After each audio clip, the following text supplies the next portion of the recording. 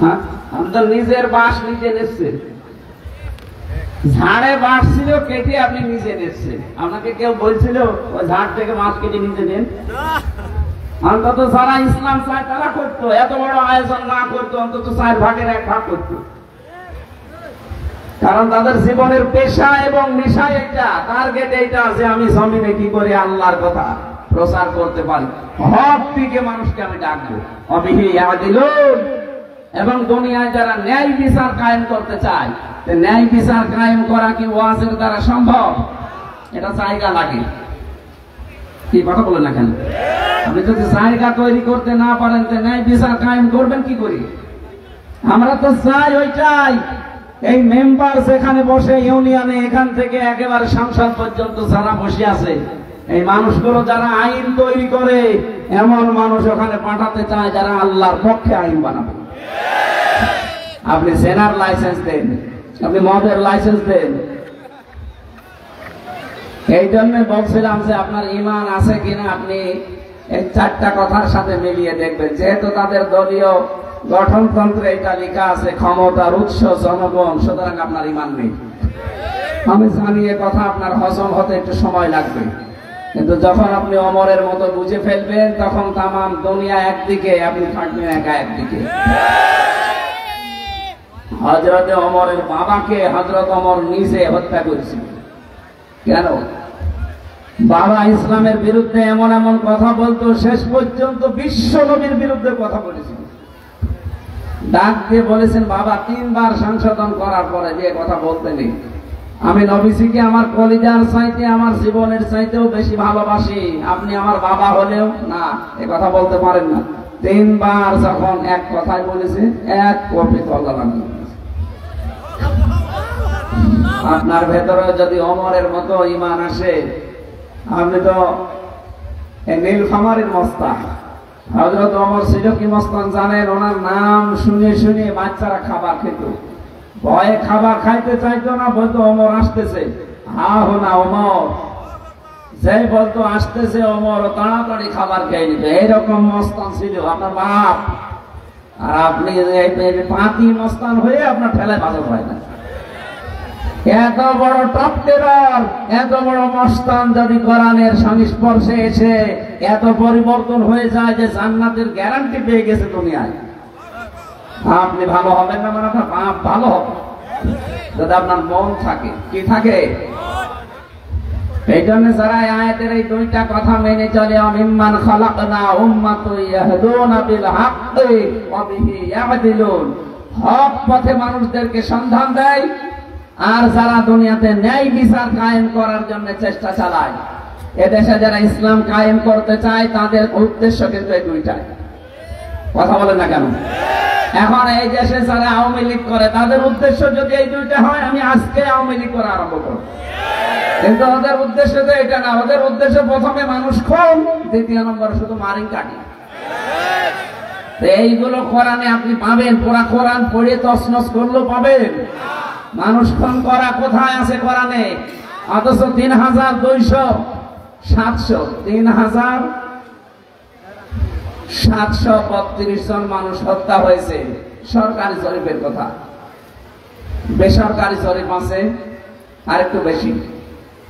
বলেন সেখানে এতগুলো মানুষ হত্যা হয়ে গেল বিচার ছাড়া, এদের ওপরে কি আদালত করতে কোন রায় হয়েছিল যে এদেরকে মেরে ফেলেন? আপনার নিজের ক্ষমতাকে বাঁচাতে আপনি মেরে ফেলে দিলেন। আপনি জবাব দিতে পারবেন কোরআনের কাছে? সূরা নিসার 93 নম্বর আয়াত, ওয়া ইয়াকতুল মুমিনা মুতাআম্মিদান ফাজাসাউহু জাহান্নামু খালিদান ফিহা। আল্লাহ পাক বলেন, কোন মানুষ যদি ইচ্ছা করে কোন মুমিনকে মেরে ফেলে, তার প্রথম শাস্তি দেব আমি আল্লাহ জাহান্নাম। প্রথম শাস্তি কি? ফাজাসাউহু জাহান্নাম, তার প্রথম পুরস্কার হবে জাহান্নাম। খালিদান ফিহা, 2 দিন পরে বের হয়ে আসবে না, চিরস্থায়ী থাকবে। ফাগাদিবাল্লাহু আলাইহি, তার উপরে আল্লাহর গজব, আল্লাহর রাগ। ওয়ালানাহু, তার উপর আল্লাহর লানত।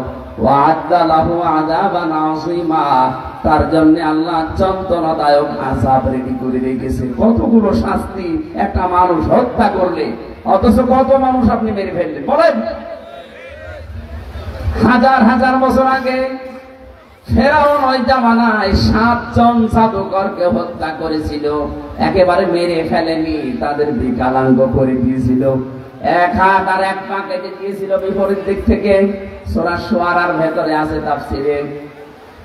হযরতে মুসা নবীর জামানায় যে জাদুকর গুলো মুসা নবীর আল্লাহর প্রতি আর তার প্রতি ঈমান এনেছিল, ফেরাউন রাগ করে তাকে মেরে ফেললেন। 780 জন মানুষ এখনো হাসপাতালের বেডে কাতরাচ্ছে। কারো হাত নেই, কারো পা নেই, কারো চোখ নেই, কারো অন্ডকোষ পুড়ে গেছে। আমি কুষ্টিয়ার সদর হাসপাতালে নিজে দেখতে গিয়েছিলাম 6 তারিখে, যে দেখি অনেকগুলো মানুষের হাত কেটে ফেলে দিয়েছে, কারো পা কেটে ফেলেন, হাত পা কেটে ফেলতে হচ্ছে তাদের। আপনি কত বড় ফেরাউন বলেন। কথা কত দূর গেল আপনি টের পাচ্ছেন না? টের পান।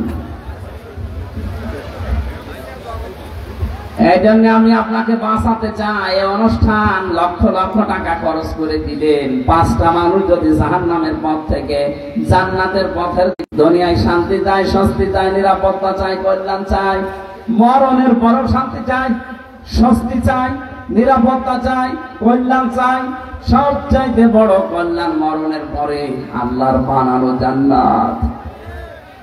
নেই আলিয়াউমা আকমালতু লাকুম দীনাকুম ওয়া আতমামতু আলাইকুম নি'মাতি ওয়া রাদিতু লাকুমুল ইসলাম দীনা। আজকের এই দিনে আমার জীবন ব্যবস্থা ইসলাম আমি পরিপূর্ণ করে দিলাম। যত নিয়ামত আমার ছিল সব নিয়ামত তোদের জন্য আমি পূর্ণ করলাম, আর আমি নিজে খুশি হয়ে গেলাম। ইসলাম দ্বীন, ধর্ম হিসাবে ইসলামের উপরে খুশি হয়ে গেলাম। তাহলে আল্লাহ যেটাই খুশি আপনি ওইটা বাদ দিয়ে নিরপেক্ষ দৃষ্টি দিয়ে ঈমান থেকে বলবেন, যা ঈমানই আছে ওইটা থেকে বলেন। এ দেশে যারা আওয়ামী লীগ করে, আওয়ামী লীগের উপরে আল্লাহ খুশি, জাতীয়তাবাদের উপরে আল্লাহ খুশি। তাহলে ইসলাম আল্লাহ দিত না? এই সহজ কথা বোঝেন না কোন কারণে বলেন তো? কে আপনাকে বাধা দিচ্ছে?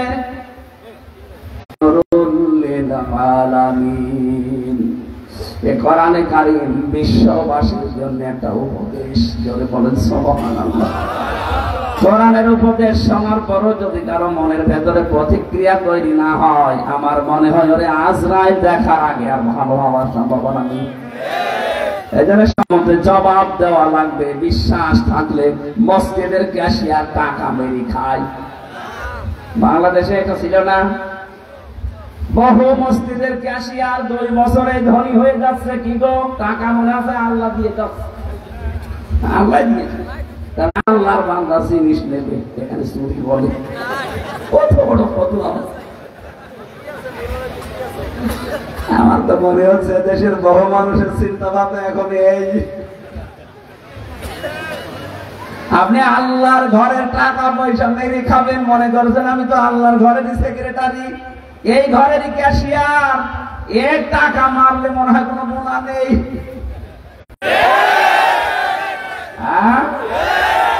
এর আগে আরম্ভ হয়ে গেছে। আমি জানি ওই মানুষ এখানে আসেনি, তারপরে যাতে রেকর্ড হচ্ছে ওদের কারণ যাবে কাল। যদি এইরকম চরিত্রের কেউ থাকেন, থাই ক্যাসিনিও যারা চালু করেছে, কি করবে পরে আপনাকে জীবনও আর পাওয়া যাবে না, আপনি মরবেন। যদিও অনেকে আন্দাজে টার্গেটটা 41 সাল, অথচ তার বয়স এখন 76। আর 41 সাল টার্গেট দিলে কত বয়স হওয়া লাগবে টের পেয়েছে কোনো দিন? আন্দাজে টার্গেট দেয়। যদি এই বিশ্বাস করতো যে আজরাইল আমার পেছনে দাঁড়িয়ে আছে, 1 সেকেন্ডের সময় নেই, 41 সাল না 41 সেকেন্ডেরও কোনোদিন টার্গেট। 30 বছর বয়স নয়, আমার মনে হয় সামনে বছর আসবে কিনা। আর আপনি আমার মায়ের চাইতেও বড়। আমার মার এখন মনে হয় কত, 50 হবে। আমার মার বয়স, নানির বয়স, তাও বড়। যদি 41 সাল টার্গেট দেয়, আমার তো মনে হয় আবার ফেরত আসে। আপনার এই ঠাঁই ক্যাসিনিয়া দিয়ে যে 5 তলা বাড়ি বানিয়েছিলেন, এই বাড়ি আপনার উঠতে দেবে? কি বলবেন আপনি? করতে দেবে? তখন কে থাকবে? হয়তো আপনার নাতির নাতির নাতি, 3 পুরুষের পরে।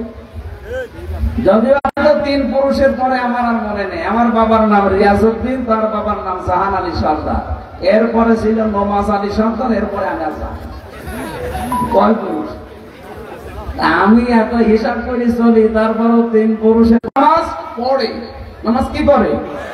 অথচ 82 জায়গায় আছে নামাজ কায়েম করো, নামাজ দাঁড় করাও, আর 1 জায়গায় আছে নামাজ পড়ো।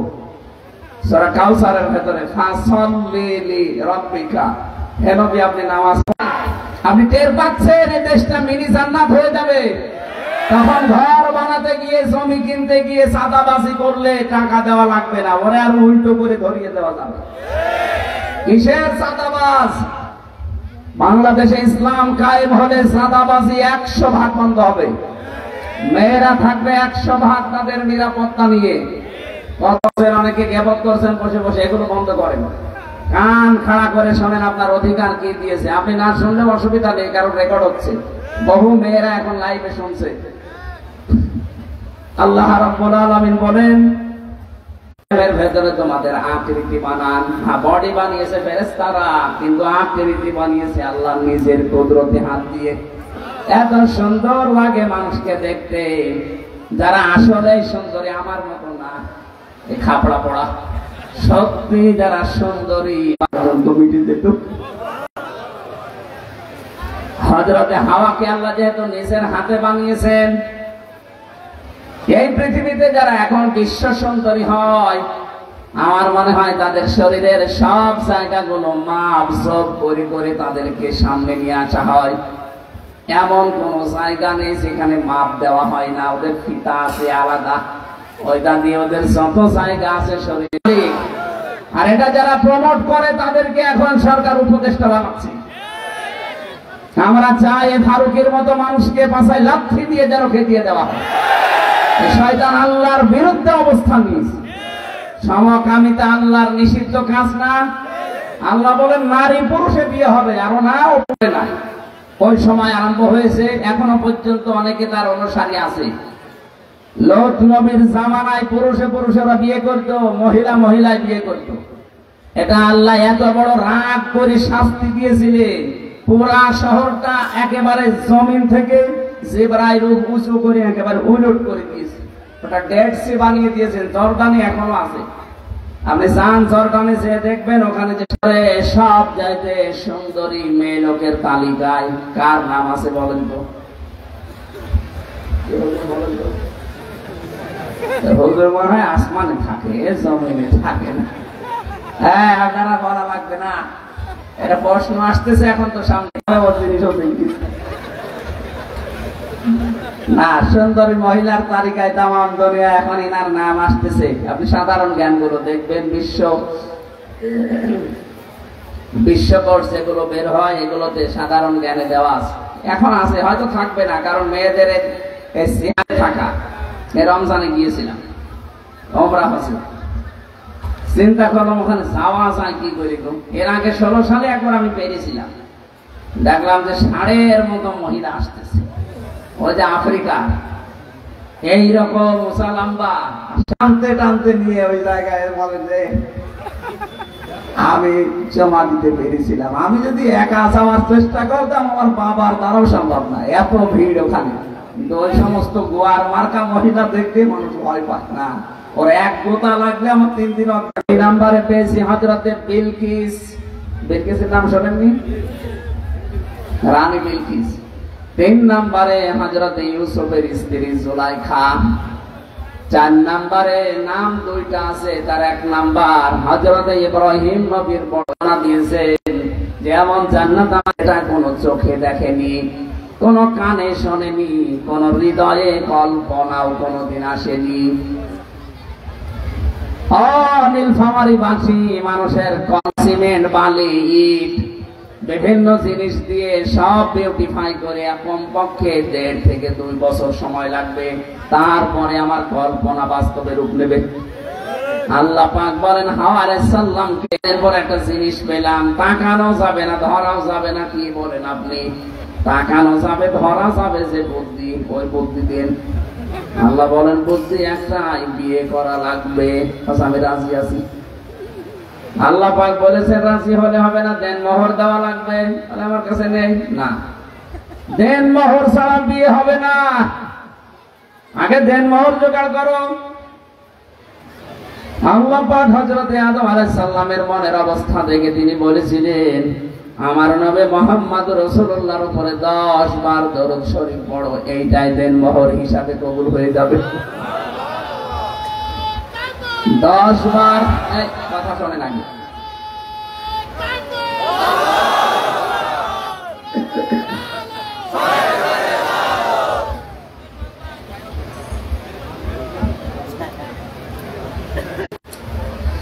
10 বার দরুদ পড়ে বউ যখন হয়ে গেছে, আল্লাহ বলেন এবার বউ নিয়ে বাড়ি যাও।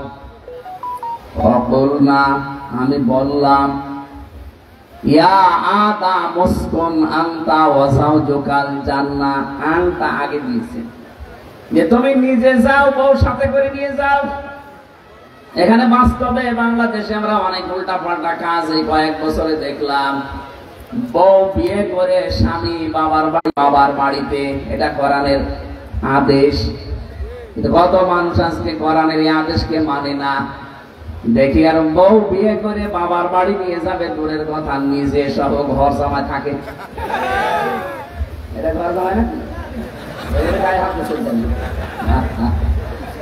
না এখানে ঘর জামাই আছে আমি জানি। ঘর জামাই কারা হাত তোলে তো? ওই একশো। এই এলাকায় আমার মনে হয় হাদিস বলা ঠিক করে না। ঘর জামাই থাকে না, লজ্জা করে না? আপনার সম্মান আছে কি বলে এলাকার মানুষ জানেন? একটু বাবার বাড়ি আসতেছে, এটা উল্টা কাজ। এই যে অলিমা তৈরি হয় এই দেশে, মেয়ের বাড়িতে ছেলের বাবারা প্রায় 150, 200, 500 মানুষ নিয়ে যে খায়, এটা জায়েজ নেই।